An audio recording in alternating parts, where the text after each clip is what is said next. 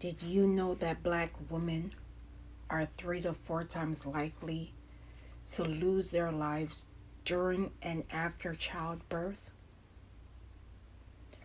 which is 60% preventable according to the CDC? In addition, postpartum depression affects 1 in 8 women. However, studies have shown that it is higher in black women, and they are less likely to receiving help because they are overlooked due to the historical mistrust within the healthcare system, structural racism, financial barriers, and of course stigmas associated with mental health issues. Now, you are going to listen to a brief interview between Keke Palmer and Vice President Kamala Harris, and I will be back with my final commentary. Hello. As you guys may know, I've been a mother for 4 months now, and it has changed my life incredibly. Not just in figure, but personal, career. I mean, in just the way that I look at mothers that have come before me now that I'm finally in their shoes. I mean, motherhood is fabulous, but it also comes with its own unique challenges. And I immediately knew, like I think the first week, that most mothers do not get the support that they need, because I found myself to be struggling, and I had family, friends, everyone within arm's reach, and it still was a lot. And as always, when I get into a topic, I have to talk to the best of the best on baby. This is Keke Palmer.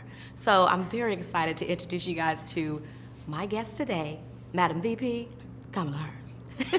Hello! Thank you, Keke. It is so good to be here with you. Before we get into everything, I just gotta ask, how you doing? What's the tea? How's things been going since I last seen you? I'm good, honey. But it was the highlight of my day was to meet Leo. Are you kidding? He's just precious. When I got that call, I think it was, first of all, I don't know how you do all the things you're doing and then you find the time to call us. Literally just a few days after he was born. I'm like, unknown voicemail, who is this? Hello, it's Madam VP Kamala Harris.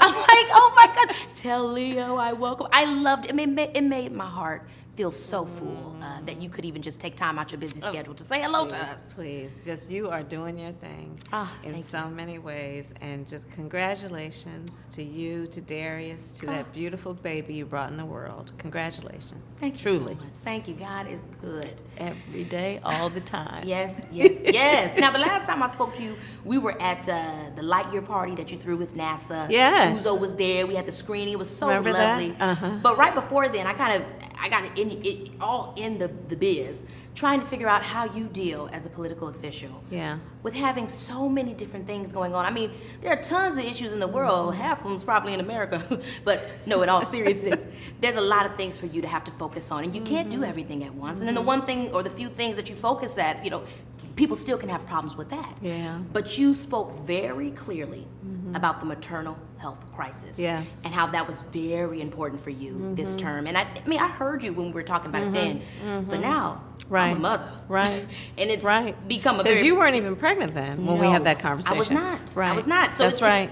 That's right. It's really become a personal thing for me. So I just want to talk about what makes it a crisis and why, in a world with all these things we have going on, why was this the most important for you right now?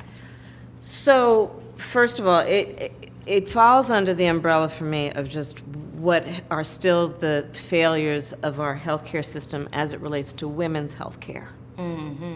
And that could be anything from fibroid care, Yes. to breast cancer, to maternal health, to reproductive care and access to reproductive care. And so I think of it that way. And the majority of my career I've spent focused on the health, the safety, and the well-being of women and children. I mean, even when I was DA, that was a focus of my work, a main focus of my work was to address abuse against women and children. And so on the issue of the maternal health care crisis, it is truly a health care crisis in America in that we are one of the richest countries in the world, if not the richest. And we have one of the highest rates of maternal mortality in the world. This is completely unacceptable. And when you look closely at the issue, Black women are 3 times more likely to die in connection with childbirth than other women.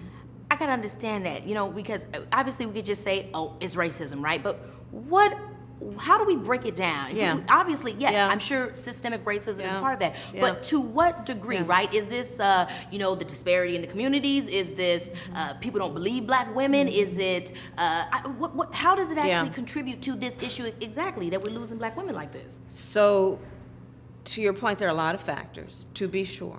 But one of the biggest has to do with the fact that she is a Black woman. I mean, really? And when she walks into that hospital, that clinic, or that doctor's office, she is not taken as seriously.